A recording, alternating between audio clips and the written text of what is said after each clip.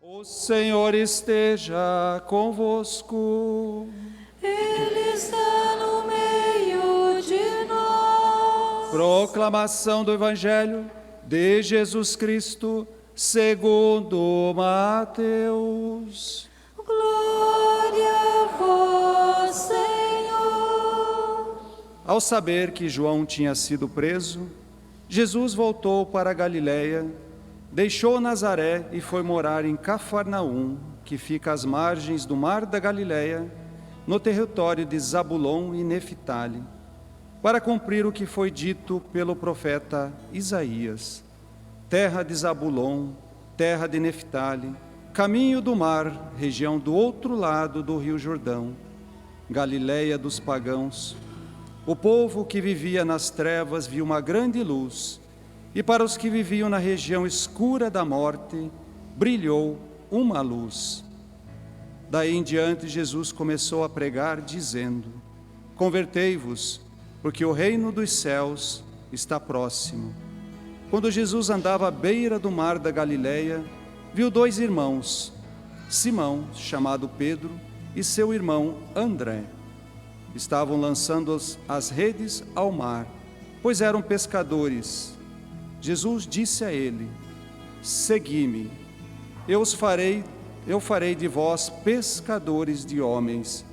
Eles imediatamente deixaram as redes e o seguiram. Caminhando um pouco mais, Jesus viu outros dois irmãos, Tiago, filho de Zebedeu, e seu irmão João. Estavam na barca com seu pai Zebedeu, consertando as redes. Jesus os chamou. Eles imediatamente deixaram a barca e o pai e o seguiram. Jesus andava por toda a Galiléia, ensinando em suas sinagogas, pregando o evangelho do reino e curando todo tipo de doença e enfermidade do povo. Palavra da salvação. Glória a vós, Senhor. A liturgia desse domingo nos convida a colocar a Cristo como centro da nossa vida. Nessa primeira leitura, nós encontramos um trecho que fala de libertação. Zabulon e Neftali, duas tribos, dois territórios que estavam ao norte do que hoje é Israel, haviam sido invadidos pelo Império Assírio. Eles estão do lado do mar que é de água doce. E tendo considerado que ali no Oriente Médio, o mar Mediterrâneo é água salgada, o Mar Morto é água salgada, o resto é deserto, um reservatório de água doce é sempre um motivo de contenda. O Império Assírio invadiu e tomou conta de Zabulon e Neftali. Essas duas tribos tiveram seus nobres deportados e elas foram então humilhadas por terem sido invadidas. E dentro dessa invasão, elas perderam a sua liberdade. O profeta aqui descreve justamente a posição onde Deus, como uma grande luz, vem trazer esperança e liberta essas duas tribos, esses dois territórios, das mãos dos assírios. Não é que eles escolheram essa situação de serem invadidos, foi uma pressão externa, algo que aconteceu e que os submeteu contra a vontade deles. E essa passagem, como algumas outras passagens do Antigo Testamento, tem um paralelismo, nós chamamos de prefiguração, com passagens, com acontecimentos do Novo Testamento. Aqui estão falando justamente da região onde estava Jesus no Novo Testamento, em Cafarnaum. Ali, justamente nessa mesma região, onde ele começa a pregar. E ele começa a pregar um caminho de conversão.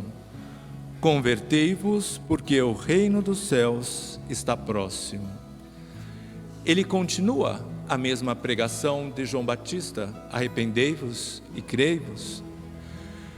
Essa nova liberdade que Jesus vem trazer é algo diferente. Tem uma similaridade, mas é diferente do que aconteceu no Antigo Testamento com o Império Assírio. Porque aqui Jesus vem nos alertar e nos libertar de uma invasão, que é a invasão do pecado. Só que essa invasão, diferente da que aconteceu com o Império Assírio, ela é uma invasão voluntária. Se não aceitamos o pecado na nossa vida, ele não pode invadir. Mas se ele já invadiu, Deus vem justamente para nos libertar dessa invasão. E vem nos libertar para que possamos amar. A liberdade Deus nos dá, porque ela é um pré-requisito para podermos amar, para podermos seguir os seus mandamentos. E o primeiro mandamento é amar a Deus sobre todas as coisas. Se nós não somos livres, se somos escravos do pecado, não podemos amar a Deus, não vamos cumprir o primeiro mandamento. E se não conseguimos cumprir com o primeiro mandamento, os outros mandamentos acabam que perdem o seu sentido, perdem o seu significado. Porque a estrutura da nossa vida cristã aqui está apoiada no primeiro mandamento, está apoiada em Deus. Quando nós amamos a Cristo, nós podemos verdadeiramente segui-lo. Deus nosso Senhor, Ele evangelizou, sim, Ele trouxe uma doutrina, porque amá-lo não significa amar como eu acho que devo amar. Ele veio nos mostrar um caminho, que é esse caminho de salvação. Um caminho que para seguir implica numa conversão, numa transformação de vida. O que significa isso? Em muitas das escolhas profissionais e das realidades do mundo que nós vivemos, nós não temos que nos converter para seguir um determinado trabalho, uma profissão ou fazer uma determinada atividade. Nós continuamos como estamos. Mas para seguir a Cristo, isso não é possível. Nós temos que mudar, nós temos que transformar o nosso coração desde dentro, para poder assim seguir a Cristo. Do contrário, nós vamos ter uma ideia de quem é Cristo. Nós podemos conhecer a geografia do mundo onde Cristo caminhou, nós podemos conhecer a história, nós podemos conhecer inclusive a sua doutrina, mas se nós não entramos em contato pessoal, íntimo com Cristo, isso vai ser apenas um contato externo. Pensem vocês, esposos nas suas esposas e esposas nos seus esposos. Será que vocês tomariam a decisão de casar se vocês se conhecessem apenas por uma descrição? Porque vocês iam receber um livro com catálogo, um currículo de cada um deles, e você, me apaixonei por esse homem ou me apaixonei por essa mulher, simplesmente pelo que está escrito. Ninguém tomaria uma decisão dessa. Você precisa conhecer, você precisa de um contato pessoal para poder conhecer a pessoa de uma forma mais completa. Porque sem esse conhecimento, uma decisão de vida não é possível. O casamento é uma decisão de vida. Ser cristão é uma decisão de vida. E nós precisamos conhecer a Cristo para poder segui-lo. E nós conhecemos a Cristo na oração. Santa Teresa fala da oração como esse lugar onde nós estamos a sós, falando com aquele que nós sabemos que nos ama. A oração é esse contato íntimo, pessoal com Cristo. É aí onde eu conheço de uma forma mais profunda. E aí é onde eu consigo tomar decisões na minha vida de aceitar essa liberdade que Cristo nos dá para poder segui-lo. Do contrário, eu vou querer seguir duas realidades: as propostas de pecado que o mundo oferece e a proposta de salvação que Deus oferece. Só que é o próprio Cristo que coloca numa única frase essa parte: convertei-vos, porque o reino dos céus está próximo. Para entrar no reino dos céus, para seguir esse caminho, é necessária a conversão. Isso ele mostra para nós com esse convite que ele faz aos 4 primeiros discípulos: para que o seguissem de forma pessoal. Ele teve um contato muito mais próximo com os seus discípulos, com os seus apóstolos, para se mostrar a eles. Não foi só para demonstrar uma realização de doutrina, tanto é que nós sabemos da própria Sagrada Escritura que às vésperas da paixão de Cristo, os discípulos, os apóstolos, já estavam brigando entre si pelo primeiro lugar. Não haviam entendido. Estavam com Cristo e ainda não tinham compreendido. Mas essa experiência de estar com Deus transformou as suas vidas e os fez seguir. Obviamente, a experiência completa se dá justamente com a ação do Espírito Santo na nossa vida.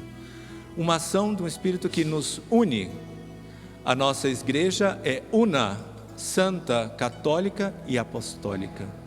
E essa unidade vem da pessoa de Cristo. A doutrina, podem haver inclusive discussões, podem haver inclusive dissensões, não sobre o que é verdade e que a igreja disse como é verdade. Mas nós inclusive brincamos, se você quer discutir alguma parte, fale sobre liturgia, muitas realidades, muitos pensamentos diferentes. Mas não é isso que importa, não é o que nos divide, é o que nos une. E não é o que, é o quem, é Cristo que nos une. Nós temos que ter a Cristo em nossa vida para evitar o que aconteceu em Corinto e que nós vimos que acontece também no nosso mundo de hoje. Aqui, São Paulo exorta o seu povo, esse povo de Corinto, sobre uma divisão que estava acontecendo. Alguns seguiam a ele, a Paulo, outros a Cristo, outros a Cefa, outros a Apolo. Mas será que todos eles não estavam falando de Cristo? Por que houve separação? Por que se geraram grupinhos que se separaram da unidade? Porque as pessoas entenderam de forma diferente. Quem entende a palavra sempre entende do seu modo. Isso é algo muito importante para nós, principalmente quando conversamos com alguém. O entendimento da realidade sempre depende do ponto de vista de quem o entende. Então podem haver dissensões, podem haver ideias diferentes, mas o Cristo é o mesmo e é Ele que nos une. E nós temos que manter essa unidade na nossa igreja, independente de qualquer outra ideia que possa vir. É Cristo que nos une. Portanto, caríssimos irmãos, caríssimas irmãs, eu os convido a todos a termos a Cristo como centro da nossa vida, para que possamos tê-lo nessa verdade única, desse amor único que nos quer levar ao maior prêmio de todo, a salvação eterna. Só Cristo pode nos unir e só Cristo pode nos salvar. Que sejamos seus seguidores verdadeiramente, convertendo-nos em cristãos.